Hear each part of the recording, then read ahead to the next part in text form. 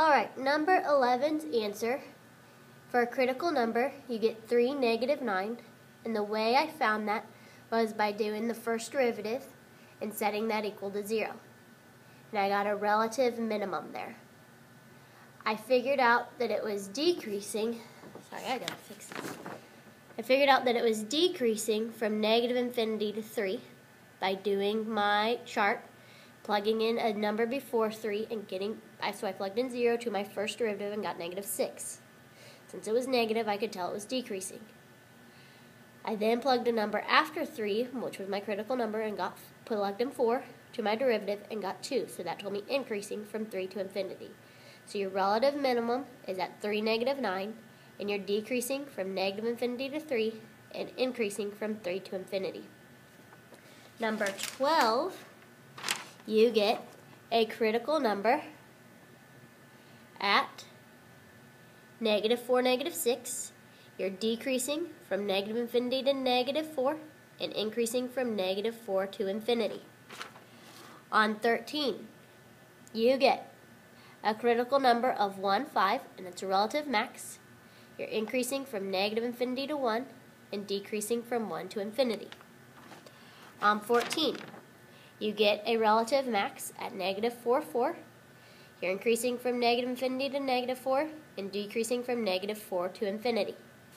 On 15, you get a critical number at negative 2, 20. That's a relative max. And at 1, negative 7, and that's a relative min. You're increasing from negative infinity to negative 2, decreasing from negative 2 to 1, and increasing from 1 to infinity. On number 16, you get a critical number of 0, 15. It's a relative max. You get a critical number of 4, negative 17. That's a relative min. You're increasing from negative infinity to 0, decreasing from 0 to 4, increasing from 4 to infinity. Number 17, you get a critical number at 0, 0. It's a relative min. And at 2, 4, it's a relative max. You're decreasing from negative infinity to 0, increasing from 0 to 2, and decreasing from 2 to infinity. Number 18, you get a critical number of 0, negative 4, it's a relative min, and a critical number of negative 2, 0, it's a relative max. You're increasing from negative infinity to negative 2, decreasing from negative 2 to 0, and increasing from 0 to infinity. On all of those, I found the derivative. Some of them had to do product rule. Some of you chose to multiply them out and then do your derivative, but you have to find your derivative, set it equal to 0, get a critical number, plug into a chart to find increasing and decreasing, and then state if it's a relative max or min. On number 28, I got no critical number by working my algebra and getting a derivative of 1 over x plus 1 quantity squared. I did get a critical number at x equals negative 1, and my y value is undefined. That comes from the function as well as the derivative being undefined at negative 1. I say that we're increasing from negative infinity to negative 1 and increasing from negative 1 to infinity. I did that by getting my chart. Some of you are going to say increasing from negative infinity to infinity. You cannot do that because you are not increasing at negative 1. So you have to stop your interval and say that at negative 1 nothing's going on there. So 29, I found the derivative, and I did find a critical number of 0, 0. It's a relative max. I also looked at my derivative and said at 3 and negative 3 that it's undefined. I'm increasing from negative infinity to negative 3, increasing from negative 3 to 0, decreasing from 0 to 3, and decreasing from 3 to infinity. On number 30, I did my derivative and found my critical number to be negative 6 and negative 1/12, as well as undefined at x equals 0. I said that the negative 6, negative 1/12 is a relative min. I said you're decreasing from negative infinity to negative 6, and negative 6 to 0, increasing decreasing from 0 to infinity. Last but not least, number 31, I say that we have a critical number at -3, -8, and it's a relative min, a critical number at 1, 0, and it's a relative max. We're increasing at -infinity to -3, decreasing at -3 to -1, decreasing at -1 to 1, and increasing at 1 to infinity. Great job on that. I will be pointing that, kind of weird, for each critical number that you state, you get a point. For each interval, you get a point. And then for stating if your relative max or if it was a relative max or min, you get a point. So there's lots of points there. I'll let you know next time how much it's worth. The next section is dealing with concavity. Concavity of a graph means, is it opening up or is it opening down? That's what concavity deals with. And we can tell it by the second derivative. So we're going to be finding the second derivative on these problems. So, if your second derivative is greater than 0, we are concave up. If our second derivative is less than 0, we're concave down. How to do this is you find the second derivative. You got to do that first. You find the second derivative, set it equal to 0. That value you find when you set it equal to 0 is called a point of inflection. And I will get to that definition on the next slide. After you set it equal to 0, you're going to do a chart, like we did with our critical numbers, and then we're going to determine where we have the intervals of concave up and concave down. So it works very closely to critical numbers in increasing and decreasing, except for instead of using the first derivative, we're using the second one. So, for the second derivative, you set it equal to 0 to find the point of inflection.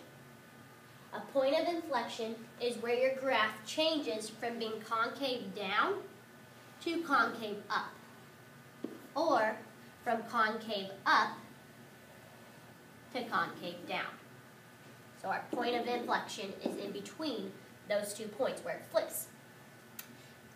You test your intervals to tell if it is in concave up or concave down. So let's try some examples. So on this one, to test for concavity, you find your point of inflection. So our point of inflection, first derivative, gives us 6x squared plus 6x minus 12.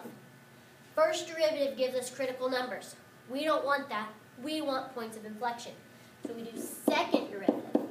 So that gives us 12x plus 6. Then from there, you plug that, or you set that equal to 0. Second derivative equal to 0. And you get x, 12x equals -6. Solve for x, and you get -1/2. To find the actual point, the ordered pair, you plug that in, not to your derivative because you get 0. Not to your first derivative because that'd give you slope, but to your original equation, and that would give you your y value. So, when we plug into our original equation, we get, sorry, I forgot to do this. Oh, 6.5. Still on my calculator. So, we plug that into our original. So, -1/2 and 6.5 are our point of inflection. From there, you do a little chart. -1/2. Do a number before -1/2, so -1, and a number after, so 0. Those are x values, and we want to know the concavity. We want to know if it opens up or opens down, so we plug into our second derivative. So if you plug in -1 to your second derivative, you get -6. If you plug in -1/2 to your second derivative, you get 0. If you plug in 0 to your second derivative, you get 6. So since we got -6, that tells us that we are concave down, since it's negative. From -infinity to our point of inflection of -1/2. Then the 6 tells us that we are concave up from -1/2 to infinity. This is an answer right here, your intervals of concave up and concave down, as well as your point of inflection. Let me make sure that this taped all of it and got all the writing. Yes. Yay, go us. So, let's try another example. Here, it asks for the point of inflection and to test for concavity. See if you can do it on your own. Pause the video. So first derivative, 3x squared minus 12x plus 12. Second derivative, 6x minus 12. Set it equal to 0. Solve for x. X equals 2. Go u.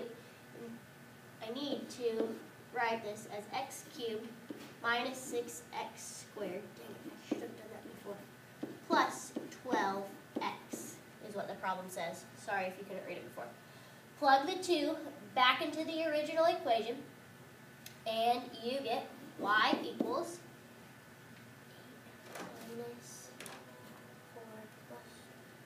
You get 8. So your point of inflection is 2, 8.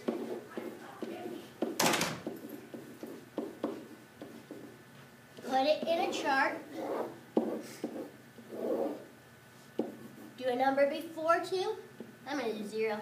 Do a number after 2, 4. Plug into your second derivative. So if we plug in 0 to our second derivative, you get negative 12. If you plug in 2, you get 0. If you plug in 4, you get 12. So negative 12 tells you concave down. 0 doesn't tell us anything. Positive 12 tells us concave up. So we are concave down from negative infinity to 2 and concave up from 2 to infinity. If you want to write out the words, go for it. Or if you want to draw the pictures, go for that. There are your answers, point of inflection, and when it's concave down and concave up. Come with questions for next time.